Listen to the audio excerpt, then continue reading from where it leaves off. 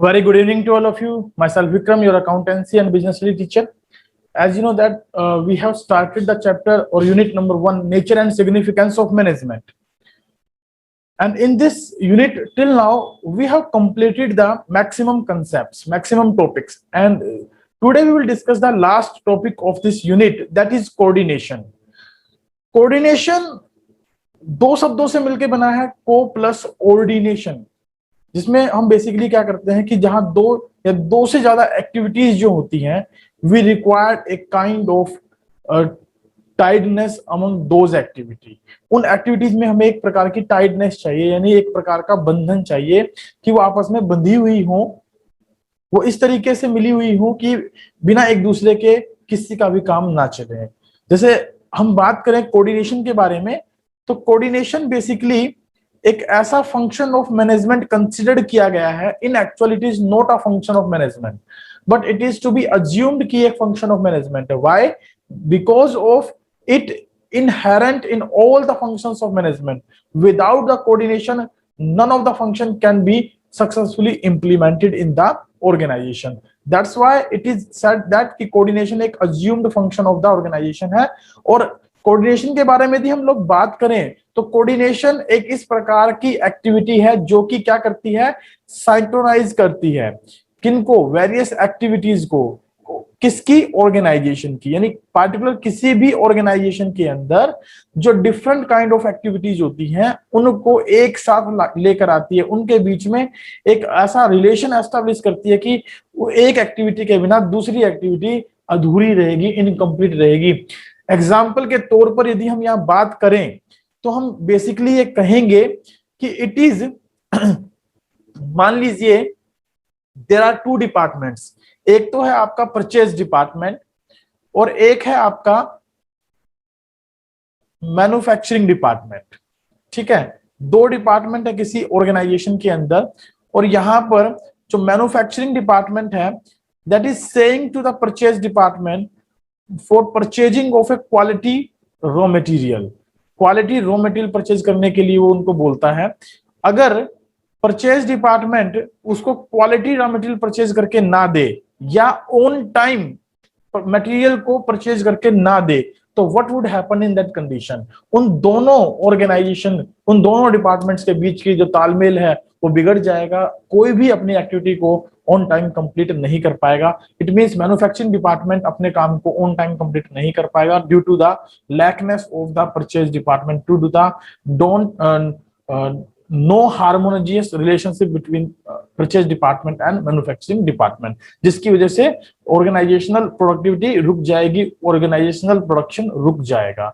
So in the context of a business unit, यदि किसी business unit के बारे में हम कंटेक्स्ट को लेकर बात करें, the meaning of coordination is the balance its various activities like purchase department, sales department, production department, finance department, personal department, so that objective of business can easily achieved. It means कि coordination एक इस प्रकार की harmonious activity establish करता है, किस प्रकार का binding force है, एक इस प्रकार का synchronizing process है जिसके थ्रू जो different departments of the organization होते हैं वो आपस में जुड़े हुए होते हैं, वो एक दूसरे के साथ बंधे हुए होते हैं और एक दूसरे के ऊपर डिपेंडेंट होते हैं। That's why coordination is to be considered as the essence of management also. इसको हम एसेंस ऑफ मैनेजमेंट भी बोलते हैं and it is required at each and every level of the organisation भी कहा जाता है, क्योंकि बिना कोऑर्डिनेशन के कोई भी, अगर हम बात करें कोऑपरेटिव एक्टिविटी की या कोऑपरेशन की बात करें तो कोऑपरेशन वेस्टफुल एक्टिविटी होगा यदि वहां पर कोऑर्डिनेशन नहीं है तो। और इसके अगेंस्ट अगर हम बात करें कि अगर मान लीजिए जो कोऑपरेशन अगर नहीं है तो कोऑर्डिनेशन जो है ना वहां एस्टेब्लिश्ड हो ही नहीं सकता। जैसे कि एक टीचर स्कूल में पढ़ाता है, एक टीचर क्लास में पढ़ाता है, या मैं आपको यहाँ ऑनलाइन पढ़ा रहा हूं, और इन दिस कंटेक्स्ट यदि आप लोग किसी प्रकार की कोई डिस्टरबेंस क्रिएट करें, यदि आप किसी प्रकार की कोई जो है ना एक इनडिसिप्लिन एक्टिविटी परफॉर्म करें, तो इन that condition what would happen? ना तो मैं आपको पढ़ा पाऊंगा, इससे बाकी बच्चों का भी लॉस होगा, ना हमारे बीच में कोई कोऑर्डिनेशन होगा, ना हमारे बीच में कोई कोऑपरेशन होगा। इन दैट कंडीशन हो सकता है क्लासेस बंद हो जाए या टीचर जो है वो क्लास छोड़कर चला जाए या रूम छोड़कर चला जाए।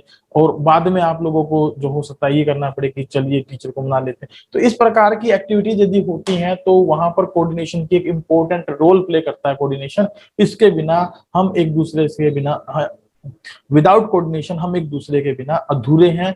अगर कोऑर्डिनेशन नहीं है, कोऑपरेशन नहीं है ऑर्गेनाइजेशन में, तो डेफिनेटली वहां पर वो ऑर्गेनाइजेशन ना तो सक्सेसफुली अपने ऑर्गेनाइजेशन ऑब्जेक्टिव को अचीव कर सकता और ना ही अपने बिजनेस को लॉन्ग टर्म के लिए सर्वाइवल की तरफ ले जा सकता, और ना ही वो अपने जो प्रॉफिटेबिलिटी है उसको इंक्रीज कर सकता, प्रोडक्टिविटी है, एफिशिएंसी है उसको बढ़ा सकता, if there is no coordination.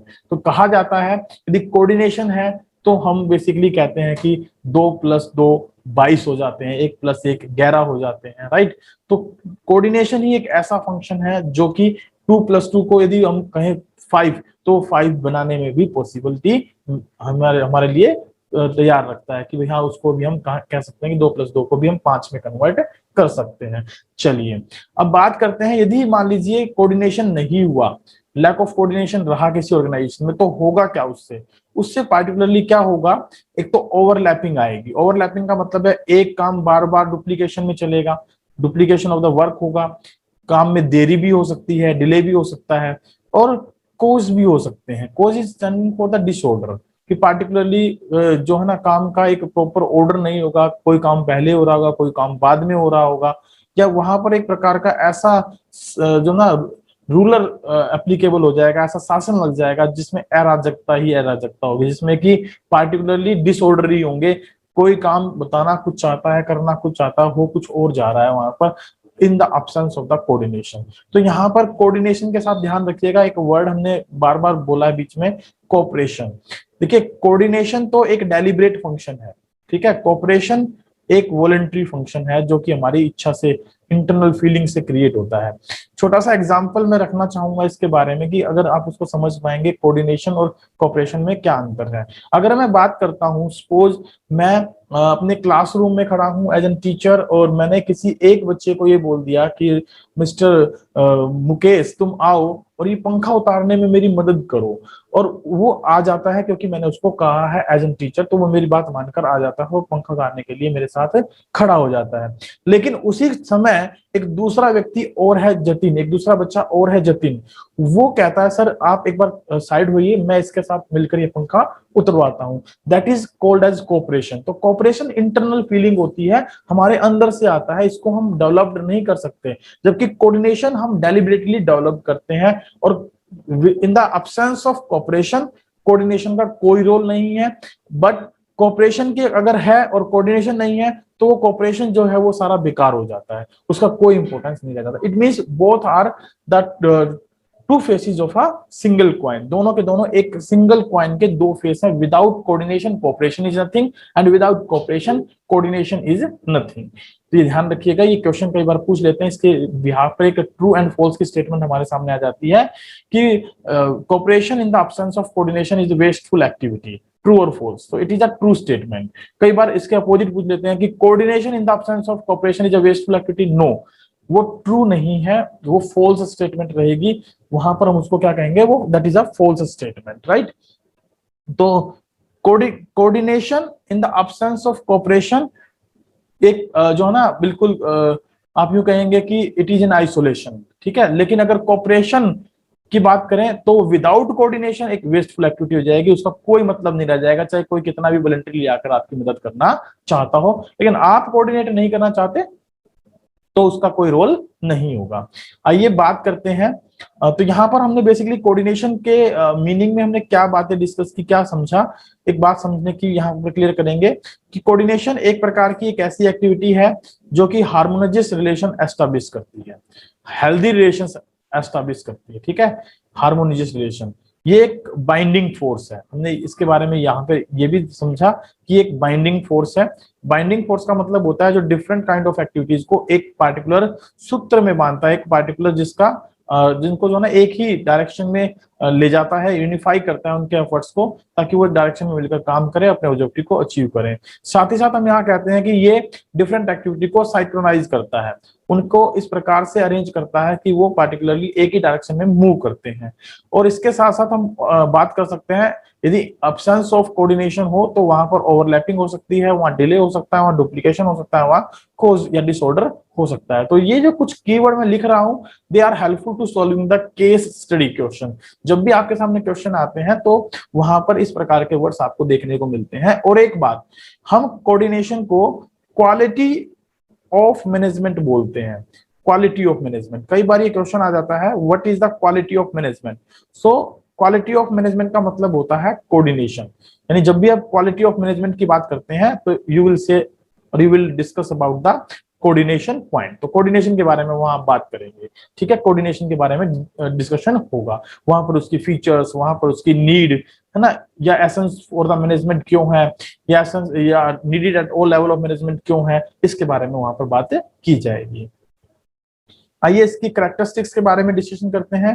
Characteristics of coordination, तो कैरेक्टरिस्टिक्स में पहली कैरेक्टरिस्टिक्स हमारे पास है, कोऑर्डिनेशन इंटीग्रेट्स ग्रुप एफर्ट्स। तो ये भी एक इसका कीवर्ड हो जाएगा कोऑर्डिनेशन का, इंटीग्रेट ग्रुप एफर्ट्स।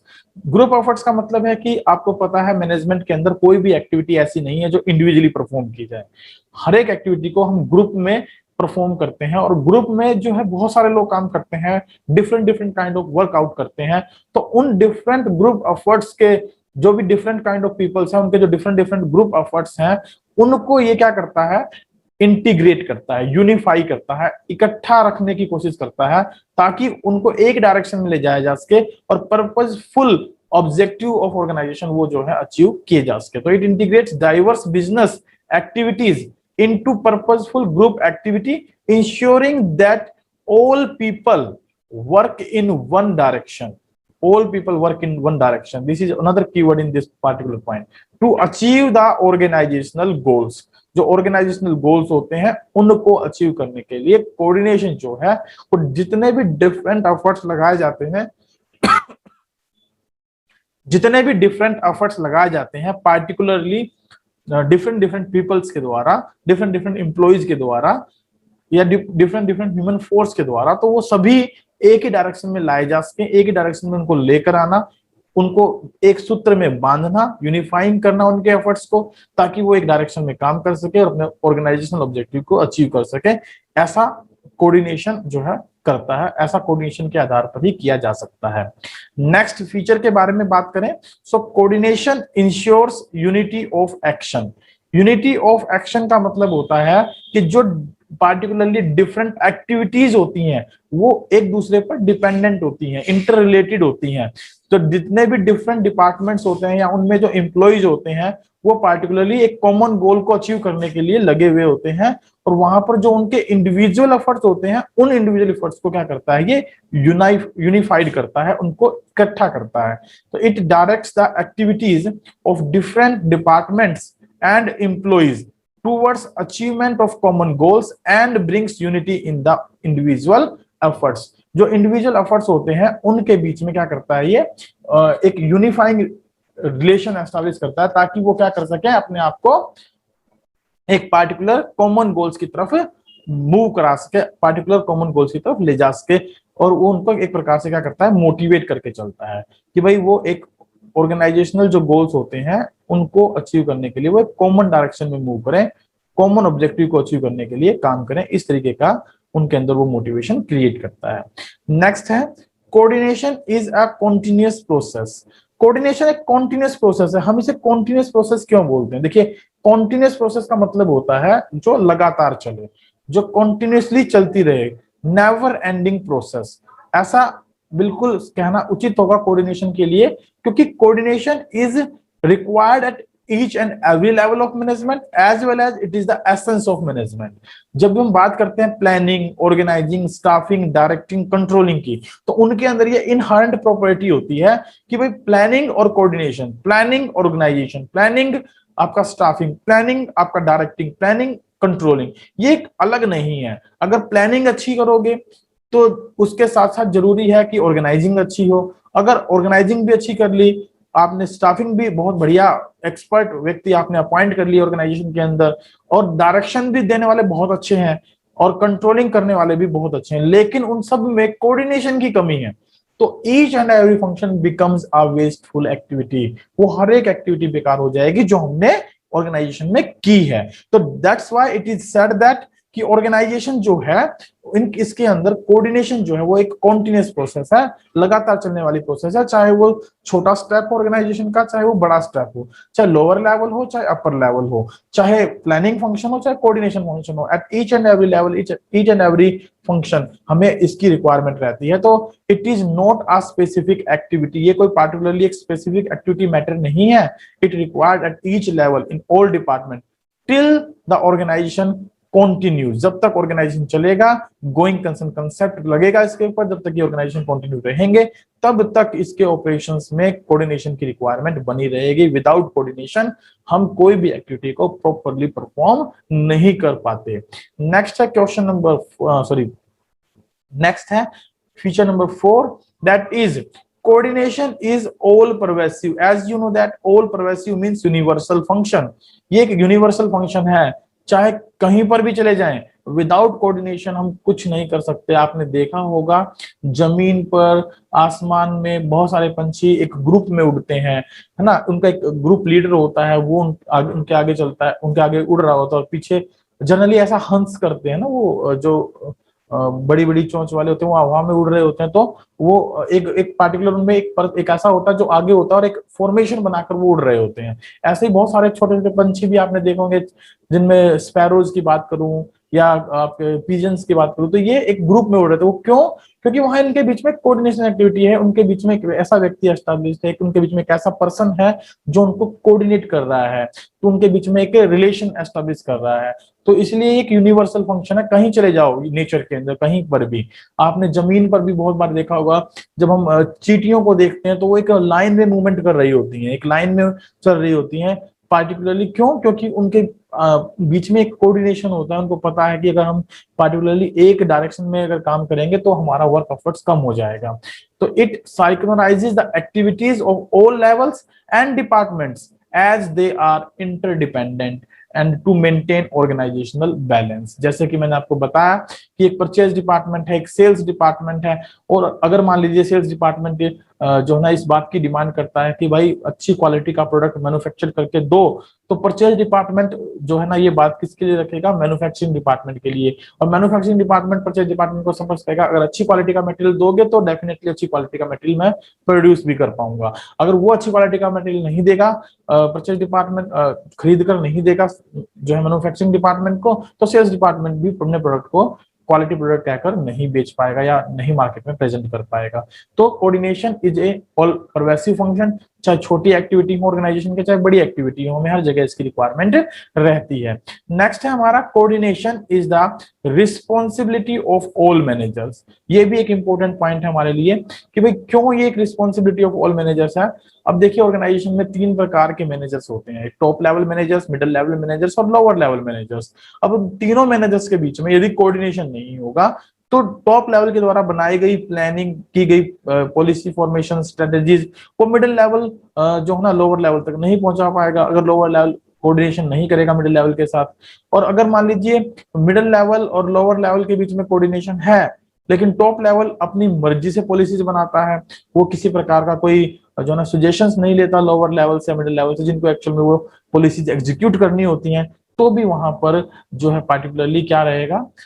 इनएफिशिएंसी रहेगी ऑर्गेनाइजेशन के अंदर। इसलिए कहा जाता है कि कोऑर्डिनेशन जो है ना रिस्पॉन्सिबिलिटी है हर एक मैनेजर की।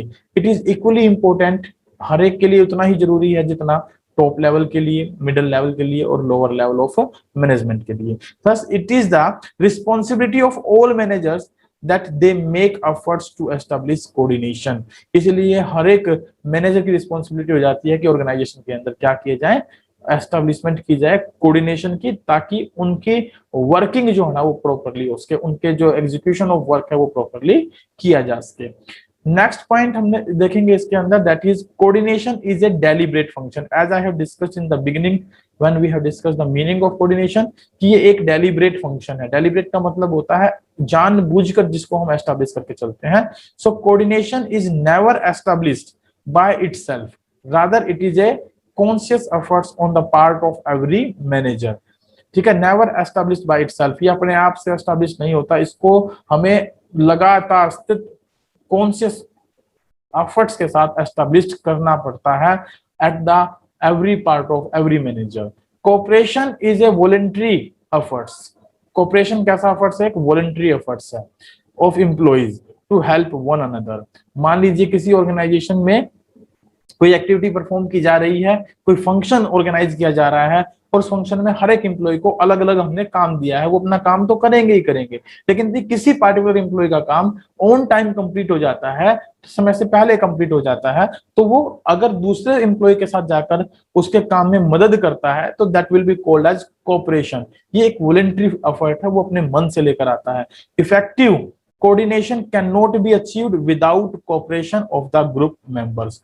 अगर आपको एक इफेक्टिव का मतलब है ऑन टाइम ऑर्गेनाइजेशनल गोल्स हमारे अचीव हो सके, इफेक्टिव कोऑर्डिनेशन का मतलब है कुशल प्रबंधन, कुशल जो ना कोऑर्डिनेशन यदि हम चाहते हैं ऑर्गेनाइजेशन के अंदर, तो वो बिना कोऑपरेशन के पॉसिबल नहीं है। Without cooperation of group members हम उसको अचीव नहीं कर सकते। So that's why coordination is a deliberate function. इसलिए हम कहते हैं कि कोऑर्डिनेशन क्या है? एक डेलिब्रेट फंक्शन है, और कोऑपरेशन क्या है? एक वॉलंटरी फंक्शन है। Now we will discuss about the next point, that is coordination is the essence of management. क्यों है ये essence of management? Because of the reasons. First one reason क्या है कि it is required at each and every level of management. Second reason क्या है? It is a particular thread between और among all the functions of management. ये जितने भी function of management होते हैं ना, उनके साथ उनके बीच में एक थ्रेड का काम करता है।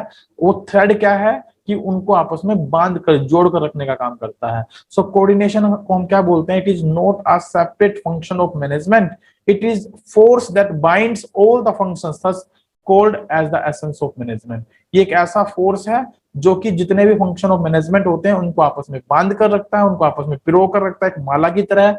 इसलिए इसको हम क्या बोलते हैं कि ये एक एसेंस ऑफ मैनेजमेंट है। अगर हम बात करें तो it is needed at all the management function, जितने भी मैनेजमेंट फंक्शंस होते हैं उन सब के लिए इसकी रिक्वायरमेंट होती है, इसकी जरूरत होती है। जैसे कि प्लानिंग की बात करें तो coordination between the master plan and departmental plan is very much required. Without जो है ना कोऑर्डिनेशन के, ना तो आप मास्टर प्लान को इंप्लीमेंट कर सकते हैं, ना ही डिपार्टमेंटल प्लान को इंप्लीमेंट किया जा सकता। नेक्स्ट यदि हम बात करें ऑर्गेनाइजिंग की, तो ऑर्गेनाइजिंग के अंदर मैं ये कहूंगा कि अगर आपने मान लीजिए मास्टर प्लान तो बना लिया और डिपार्टमेंटल प्लान भी हमने जो ना बना लिए, लेकिन जो हमने उनको यदि प्रॉपर अथॉरिटी, प्रॉपर रिस्पॉन्सिबिलिटी या अकाउंटेबिलिटी हमने उनको नहीं दी, या प्रॉपर वर्किंग करने के लिए उनको अथॉरिटी अलोकेट नहीं की, तो उस कंडीशन में क्या होगा? उस कंडीशन में सिंपली वो अपने काम को एग्जीक्यूट नहीं कर पाएंगे। तो ऑर्गेनाइजिंग जो है ना बहुत ज्यादा जरूरी है, उसके साथ जरूरी है कि प्रॉपर अथॉरिटी हो, प्रॉपर रिस्पॉन्सिबिलिटी हो, प्रॉपर अकाउंटेबिलिटी हो।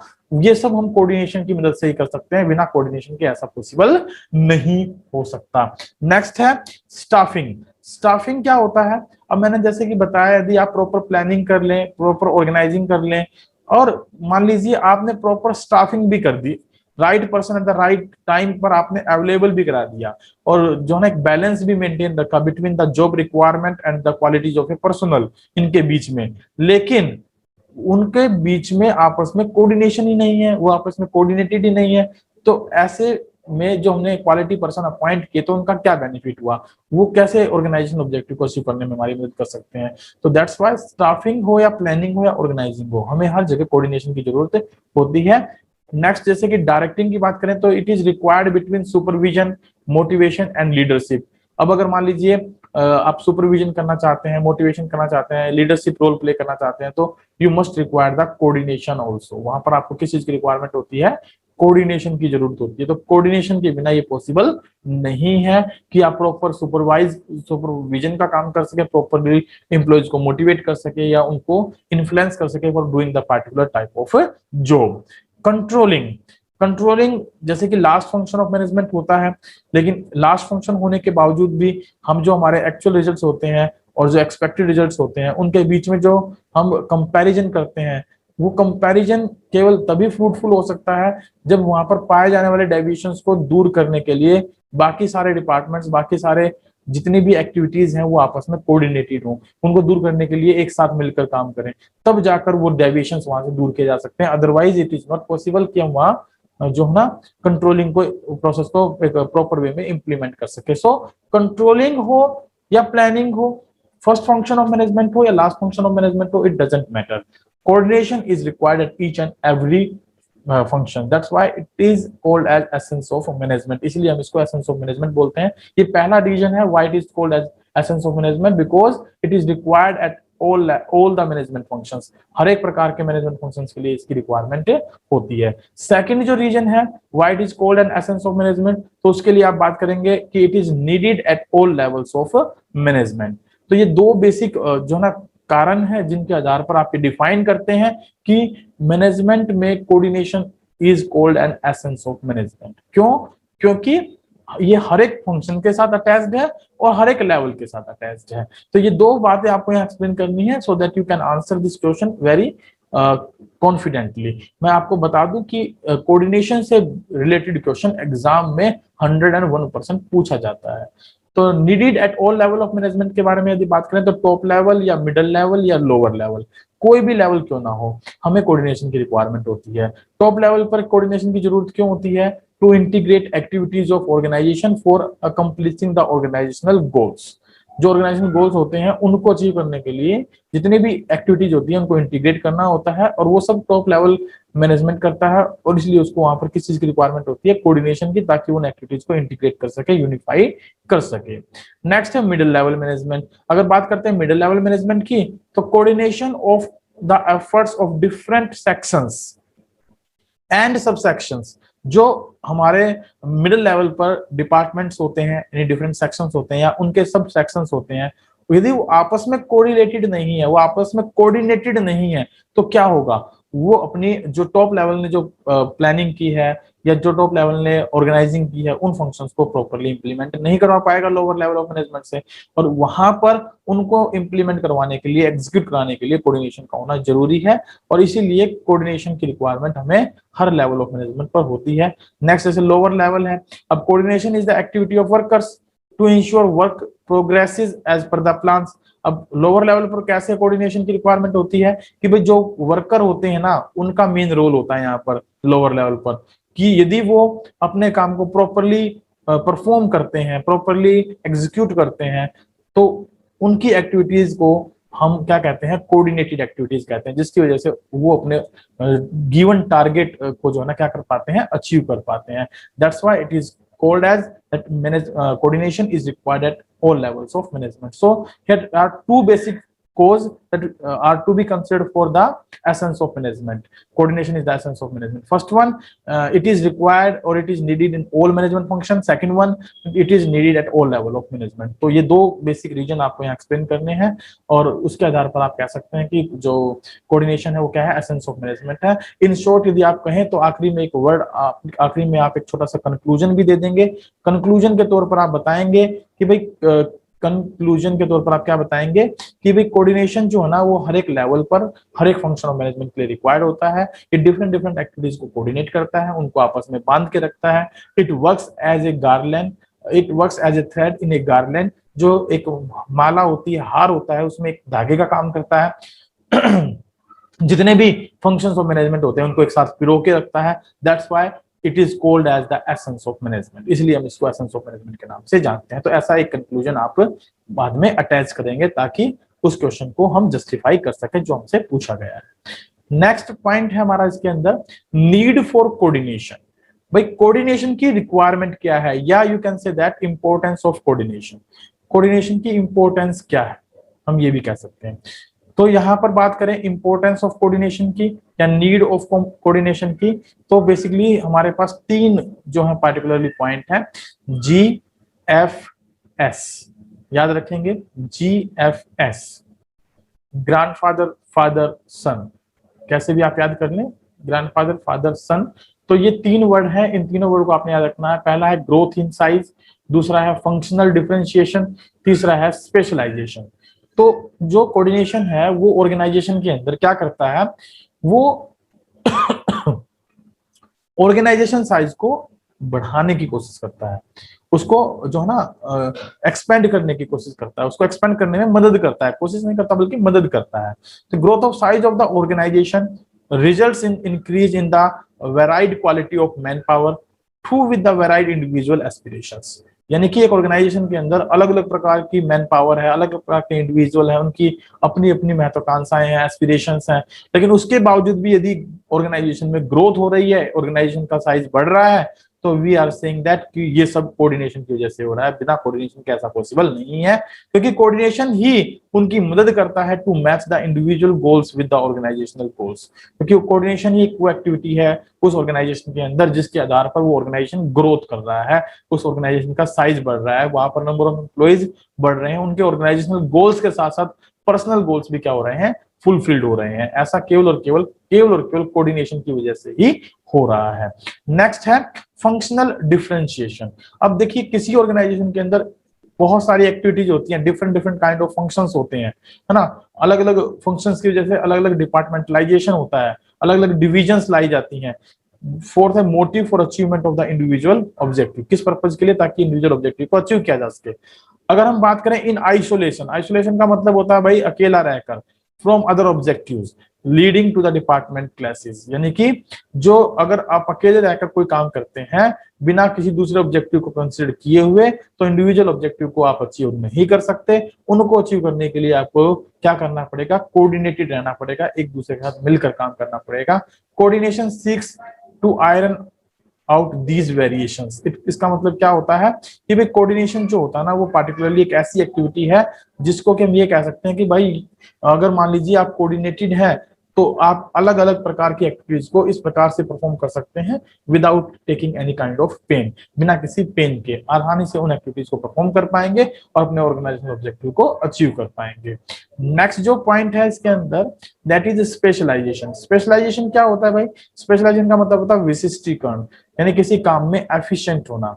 तो can give rise to feeling of superiority. यदि आप पार्टिकुलरली कोई डिपार्टमेंटलाइजेशन करते हैं ऑर्गेनाइजेशन में, और या उनको एक पार्टिकुलरली उनकी इच्छा के अकॉर्डिंगली काम प्रोवाइड करते हैं, तो उनके अंदर क्या आता है, स्पेशलाइजेशन आता है।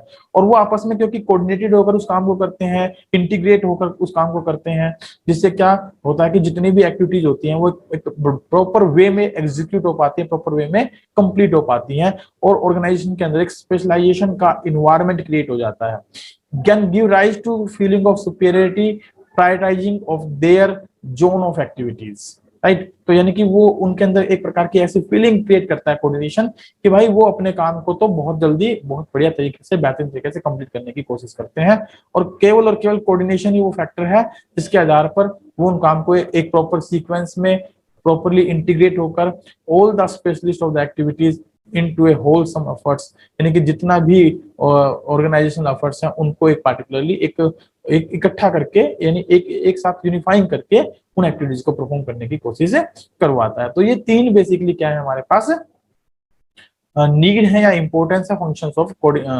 नीड है कोऑर्डिनेशन की। हमें कोऑर्डिनेशन की जरूरत क्यों होती है, ताकि हम ऑर्गेनाइजेशन को ग्रोथ करवा सकें, ताकि हम वहां पर जो डिफरेंट काइंड ऑफ फंक्शंस हैं उनमें सिमिलरिटी ला सके, उनके आधार पर ऑर्गेनाइजेशन गोल्स को अचीव कर सकें, ताकि उनके अंदर एक फीलिंग ला सके for becoming a superior, for becoming a specialized, for becoming or giving the some priority to their work। तो इस तरीके से हमें क्या जरूरत होती है, कोऑर्डिनेशन की रिक्वायरमेंट रहती है। आइए देखते हैं दो क्वेश्चन इससे related. Name the process that synchronizes the activities of different departments। तो definitely that is the coordination only, जो कि डिफरेंट डिपार्टमेंट्स की एक्टिविटीज को एक बद्ध करता है, उनमें इस प्रकार का जो ना उनको यूनिफाइंग करता है, हार्मोनाइजेशन रिलेशन एस्टेब्लिश करता है, जिसके आधार पर वो अपने ऑर्गेनाइजेशन गोल्स को क्या कर पाते हैं, अचीव कर पाते हैं। नेक्स्ट है coordination is responsibility of all the managers. Coordination क्या होती है, responsibility of all the managers होती है। एक्सप्लेन करिए। डेफिनेटली हमने अभी पढ़ा था कि ये responsibility of all the managers होती है, चाहे टॉप लेवल हो, चाहे मिडिल लेवल हो, चाहे लोअर लेवल हो, हर एक मैनेजर को अपने कार्य को परफॉर्म करना होता है। इट ऑल द लेवल्स, किस पर्पज के लिए, to ensure that work proceed according to the plans, कि भाई काम जो ना अकॉर्डिंग टू प्लान्स क्या हो, कंप्लीटेड हो, अकॉर्डिंग टू प्लान कंप्लीटेड हो सके।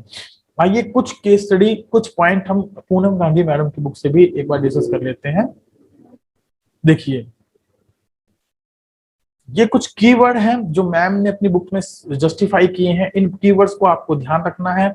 इन कीवर्ड्स के अकॉर्डिंगली जो है आप क्या कर सकते हैं, अपनी किसी भी पार्टिकुलरली कोऑर्डिनेशन से रिलेटेड केस स्टडी को आसानी से क्रैक कर सकते हैं। हालांकि हमने बहुत सारी बातें इसमें से डिस्कस कर ली हैं, फिर भी एक बार इसको देखते हैं। कोऑर्डिनेशन में यदि साइक्रोनाइजिंग वर्ड आता है, ब्रिंगिंग टुगेदर, हार्मोनाइजिंग आता है, यूनिफिकेशन आता है, इंटीग्रेशन ऑफ ऑल एक्टिविटीज आता है या अमंग द डिपार्टमेंट्स, या फिर एनी ब्लेम आता है, कंफ्यूजन आता है, कोज या डिसऑर्डर बिटवीन द डिपार्टमेंट्स आता है, डिपार्टमेंटल एक्टिविटी आता है, या एम्प्लॉइज के बीच में ऐसा कोई डिसऑर्डर या कंफ्यूजन क्रिएट होता है, तो ये सब अब्सेंस ऑफ कोऑर्डिनेशन की वजह से होता है, और ये सब प्रेजेंस ऑफ कोऑर्डिनेशन की वजह से होता है।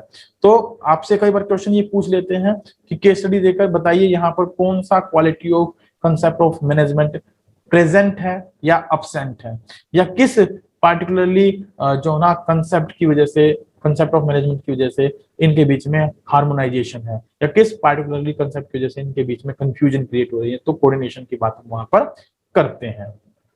नेक्स्ट जो है हमारे पास, इसमें दो एमसीक्यू बेस्ड क्वेश्चन प्लस एक केस स्टडी बेस्ड क्वेश्चन है। एमसीक्यू क्वेश्चन को पढ़ लेते हैं। क्या है? This concept ensure integration, timing, sequence of efforts so that planned objectives are achieved with minimum conflicts. Identify that concept. So that is only and only coordination. वो केवल coordination है जिसके आधार पर आप लोग ये अपने जितनी भी एक्टिविटीज होती हैं उनको प्रॉपरली टाइमिंग पर, प्रॉपर सीक्वेंस ऑफ वर्ड्स के साथ प्लान्ड ऑब्जेक्टिव को अचीव करने में आपकी मदद करता है, वो कोऑर्डिनेशन है। नेक्स्ट है इसमें which concept act as binding force of all the departments. तो बाइंडिंग फोर्स के तौर पे जो काम करता है that is only and only your coordination. वो कोऑर्डिनेशन है जो बाइंडिंग फोर्स के तौर पे काम करता है। and this is the last question that you have to answer yourself, right? इसका आंसर आपको अपने आप देना है। क्वेश्चन में सिंपली पूछा गया है कंसेप्ट ऑफ मैनेजमेंट बताइए, तो यहाँ कंसेप्ट ऑफ मैनेजमेंट के बारे में बात करोगे तो क्योंकि हमने कोऑर्डिनेशन के टॉपिक को डिस्कस किया है तो कंसेप्ट होगा हमारा कोऑर्डिनेशन। अब आपको ये देखना है कि ये किन लाइनों की वजह से यहाँ पर हो रहा है। फिर उसके बाद तीन फीचर्स बतानी है, और तीन ही फीचर्स हमने पढ़ी है। इसकी तीन फीचर कौन कौन सी पढ़ी है? ग्रोथ इन साइज, है ना, फंक्शनल डिफरेंशिएशन और स्पेशलाइजेशन। इनको आपको यहाँ एक्सप्लेन करना है। This is all about for today's class. Thanks for joining the class. कल हम लोग डिस्कस करेंगे हम इसकी एक्सरसाइज को, और एक्सरसाइज के साथ एक रखेंगे क्विक रिवीजन। क्विक रिवीजन के बाद हम करेंगे अपने एक्सरसाइज के क्वेश्चंस को discuss. That is all about for today's class. Thank you very much, bye bye, take care. मिलते हैं कल नेक्स्ट क्लास के साथ।